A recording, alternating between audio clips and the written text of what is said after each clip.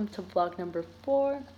And this week's readings covered the Rhetorical Act, chapter 12, Understanding Visual Rhetoric. So off the bat, visual rhetoric is anything the audience sees while watching either a speech or a presentation.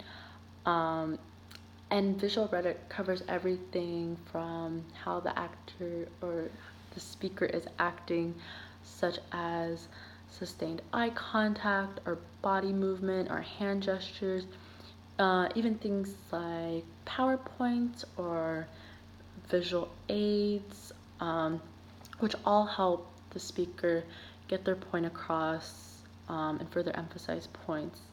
And it's important to note that the visual aspect of rhetoric are secondary to what the speaker is actually saying, and it is not supposed to substitute for the verbal message and should not overshadow the speaker's words.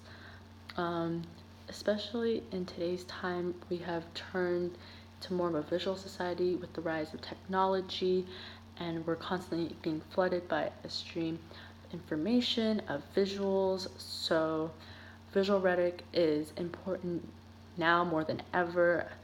And an example in the book says that 60% of all grocery stores encourage impulsive buying just through their packaging. So that in itself is an example how visual rhetoric is prevalent in today's world and can make a difference. And another example is that today children spend 7 times as much watching TV as they did to reading, and it's highlighted in Reading Pop Culture essay, Violent Media is Good for Kids. And this article basically talks about how powerful visual rhetoric is for kids nowadays.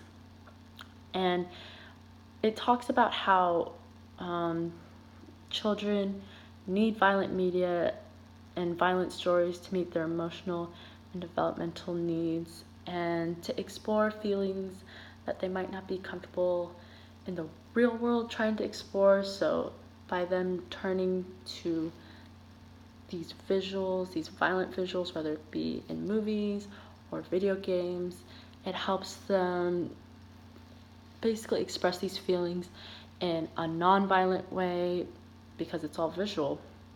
And another, more of a positive side to visual rhetoric comes from a New York Times article explaining the VSCO girl trend, which is something very recent, and it's basically what it is. It's a trend amongst teenage girls to dress a certain way and to have certain brand items that align them with a certain group of people. And it's really interesting because the article talks about how teenage girls expressing themselves is not a new idea. Shopping visually, teens tend to do this and tend to align themselves with a certain group by the way they dress, and how it's important to respect a child's desire to belong while also treating them like an independent thinker by respecting how they dress and how teens use clothing and social media to figure out who they want to be in the world. Some of the criticism that goes along with this is that a brand the most important part of your identity, which I have to say, kids are under a tremendous pressure today, and how they feel every moment counts. So using this visual rhetoric of clothes is a way that teens can express themselves even non-verbally, and how parents should give teens more time to be silly and expressive and creative to relieve their stress through these ways of expressing themselves visually. So thank you for watching the vlog. I'll see you in the next one.